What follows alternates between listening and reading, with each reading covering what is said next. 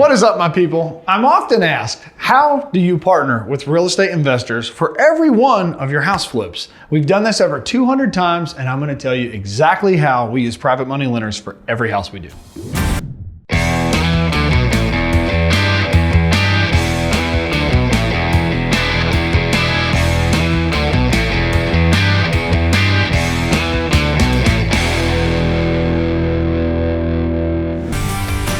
So throughout my career, I have been able to develop relationships with private money lenders. And you might ask, what walks of life are they? They come from all walks of life. Some are blue collar, some are white collar, some are really handy, and some are not so handy.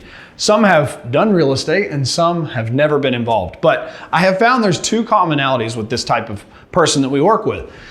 Number one, they're looking for a rate of return on their money, a passive gain, and they want to be on the sidelines. They don't want to be day to day into the experience. And then number two, they like the idea that the investment opportunity is backed by the real estate itself. So, how do we do it? First, our team will find a house that needs updates.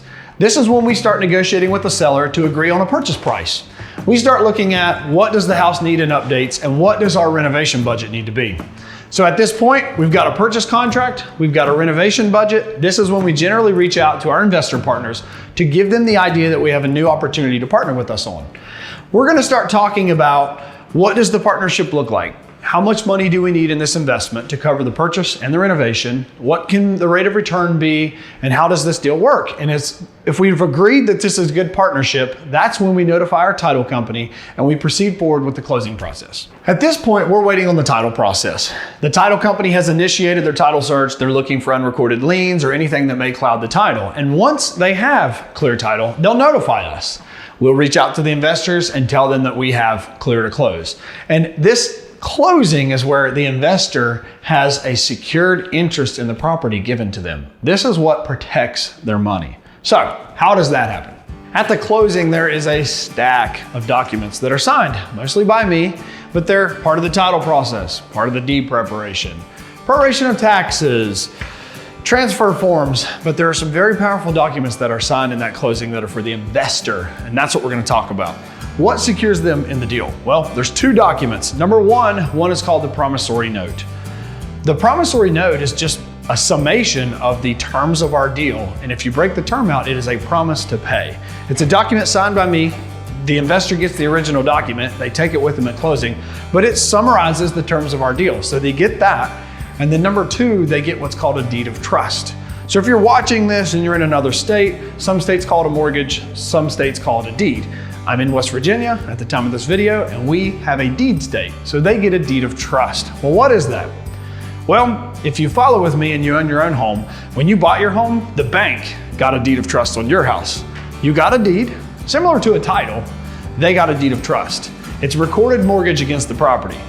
Well, we do the same thing with our investors. So when an investor works with us on a deal, they're gonna get the same thing, a deed of trust, a recorded mortgage on the property for the whole amount that we borrow from them.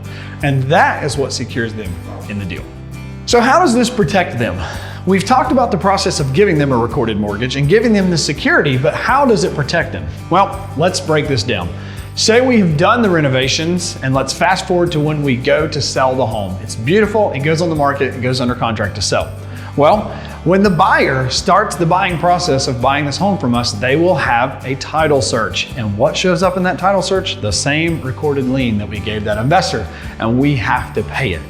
There's 2 points here. The deed of trust protects their principal amount we borrowed. The promissory note says we agreed upon a rate of return, and it's also in the deed of trust. So not only does their principal amount get protected, but the rate of return we agreed on has to be paid. And yes, there are a few closings I've gone to where the note that we owed our investor exceeded what we sold the house for, and I had to come out of pocket to make sure our investors always get paid, even if we don't. The order in which all this happens, where the investor gets their principal amount and their rate of return before we make any money, is why I like using this model. It's why we've been successful in protecting our investors' capital, and I've used this model over 200 times now to successfully flip homes alongside of our investors. And I can tell you with pride, we've never missed a single payment where we agreed on a rate of return, and we may not have done so well in the house, we've never missed it in 200 times. And that's why I love this model, because we protect our investors first. So if this video has piqued your interest, I'd love to talk. If you've got money sitting on the sidelines and you're curious on how we can make something work, reach out to me. If you just have some questions, I'd love to chat. There's a lot of moving pieces to this, but I have found that I love helping my investors be successful alongside of us, and it's been a great partnership, and I can't wait to see where we go from here. And as always, if you liked this video, give it a thumbs up, subscribe to my channel, and I can't wait to see you guys on the next one.